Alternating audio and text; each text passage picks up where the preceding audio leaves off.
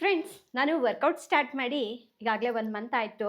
ಈಗ ನನ್ನ ವೆಯ್ಟ್ ಎಷ್ಟಿದೆ ಅಂತ ನೋಡೋಣ ಬನ್ನಿ. ನಾನು ಮೊದಲು 64 ಕೆಜಿಸ್ ಇದ್ದೆ. ಈಗ ಚೆಕ್ ಮಾಡ್ಕೊಳ್ತಾ ಇದ್ದೀನಲ್ವಾ, 3.5 ಕೆಜಿ ಕಮ್ಮಿ ಆಗಿದ್ದೀನಿ ಇವಾಗ.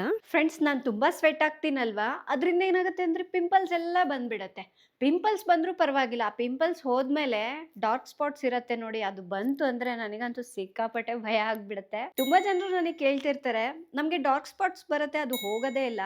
ಆದರೆ ನಿಮಗೆ ಡಾರ್ಕ್ ಸ್ಪಾಟ್ಸ್ ಬಂದರೆ ಕೆಲವು ದಿವಸಗಳಾದ್ಮೇಲೆ ಅದು ಕಾಣಿಸೋದೇ ಇಲ್ಲ, ಅದು ಹೇಗೆ ಅಂತ ಕೇಳ್ತಿರ್ತಾರೆ. ಅದಕ್ಕೆ ನಿಮ್ಗೆ ಒಂದು ಒಳ್ಳೆ ಸ್ಕಿನ್ ಕೇರ್ ರೊಟೀನನ್ನು ತೋರಿಸ್ಬೇಕು ಅನ್ಕೊಂಡಿದ್ದೀನಿ. ಬನ್ನಿ. ಈ ಸ್ಕಿನ್ ಕೇರ್ ಅಂತ ಬಂದ್ರೆ ಎಲ್ಲಾ ಸ್ಕಿನ್ ಟೈಪ್ ಅವ್ರಿಗೂ ವಿಟಮಿನ್ ಸಿ, ಆಸಿಡ್ ಅಥವಾ ರೆಟಿನಾಲ್ ಸೂಟ್ ಆಗೋದಿಲ್ಲ ಅಲ್ವಾ.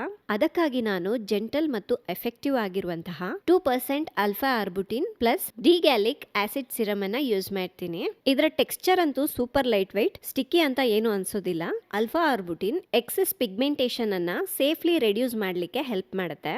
ಡಿ ಗ್ಯಾಲಿಕ್ ಆಸಿಡ್ ಗ್ಲೋನ ಬೂಸ್ಟ್ ಮಾಡುತ್ತೆ ಮತ್ತು ಸ್ಕಿನ್ ಟೋನ್ ಅನ್ನ ಈವೆನ್ ಮಾಡುತ್ತೆ. ಮತ್ತು ಇದರಲ್ಲಿ ಇರುವಂತಹ ಅಲೋವೆರಾ, ಪ್ಯಾಂಥನಾಲ್ ಮತ್ತು ಗ್ಲಿಸರಿನ್ ಸ್ಕಿನ್ ಅನ್ನ ಕಾಮ್ ಮತ್ತು ಹೈಡ್ರೇಟ್ ಮಾಡುತ್ತೆ. ಈಗ ಸಂಜೆ ಆಗಿರೋದ್ರಿಂದ ಇದನ್ನ ಅಪ್ಲೈ ಮಾಡಿ ಮಾಯಿಶ್ಚರೈಸರ್ ನ ಅಪ್ಲೈ ಮಾಡ್ತೀನಿ. ಮಾರ್ನಿಂಗ್ ಸನ್ಸ್ಕ್ರೀನ್ ಅಪ್ಲೈ ಮಾಡ್ತೀನಿ, ಯಾಕೆಂದ್ರೆ ಪಿಗ್ಮೆಂಟೇಷನ್ ಅನ್ನ ಫಿಕ್ಸ್ ಮಾಡ್ಲಿಕ್ಕೆ ಇದು ಒಂದು ಇಂಪಾರ್ಟೆಂಟ್ ಸ್ಟೆಪ್. ಹಚ್ಚಿದ ತಕ್ಷಣ ಡಾರ್ಕ್ ಸ್ಪಾಟ್ಸ್ ಎಲ್ಲ ಹೋಗಿ ಮ್ಯಾಜಿಕಲಿ ಗ್ಲೋ ಬರೋದಿಲ್ಲ. ಅಟ್ಲೀಸ್ಟ್ ಒಂದು 2 ವೀಕ್ಸ್ ಆದ್ರೂ ಯೂಸ್ ಮಾಡಿದ್ರೆ ಸ್ಕಿನ್ ಕ್ಲಿಯರ್ ಆಗ್ತಾ ಬ್ರೈಟ್ ಆಗ್ತಾ ಬರುತ್ತೆ. ಯಾಕೆ ಅಂದ್ರೆ ಇದು ನಮ್ಮ ಸ್ಕಿನ್ ಅನ್ನ ಡ್ಯಾಮೇಜ್ ಮಾಡ್ದಲೆ ರಿಪೇರ್ ಮಾಡುವಂತಹ ಒಂದು ಸ್ಕಿನ್ ಕೇರ್ ಪದ್ಧತಿ.